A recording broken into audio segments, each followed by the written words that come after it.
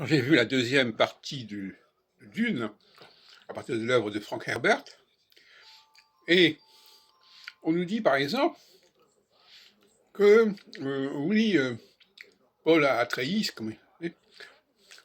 il, il a un problème d'âge, il vieillit, il devient mature, et ça explique pourquoi il se passe un certain nombre de choses dans le récit. C'est une plaisanterie.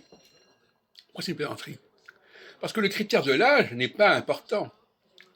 On peut très bien entrer dans une phase à un âge donné, et puis une autre personne, dans cette phase-là, elle aura un autre âge.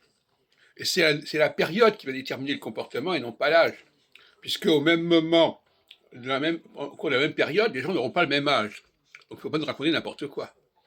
Deuxièmement, euh, on nous dit que euh, alors il y a, il faut il y a le problème de savoir si le chef doit appartenir au peuple qu'il guide ou si c'est un étranger. Une question extrêmement importante qu'on retrouve d'ailleurs dans le livre de l'Exode. Moïse va guider les enfants d'Israël, mais il n'appartient pas aux enfants d'Israël. C'est un hébreu. Ça, il faudrait le rappeler. Bon, je vérifierai si Herbert avait pris conscience de ce phénomène-là, mais en tout cas, c'est un peu le scénario qu'il propose.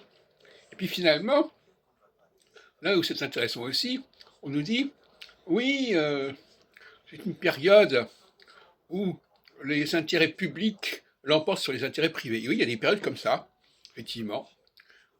Est-ce qu'il doit rester avec sa copine ou est-ce qu'il doit épouser la fille de l'empereur pour que l'État puisse prospérer? Voilà un certain nombre de questions qui sont complètement astrologiques pour moi, hein. Le public et le privé, mais ce n'est pas un rapport avec l'âge de la personne.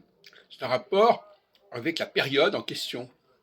À une certaine période, tout le monde est confronté aux mêmes problématiques. C'est la question du sphinx, quel que soit l'âge qu'on a.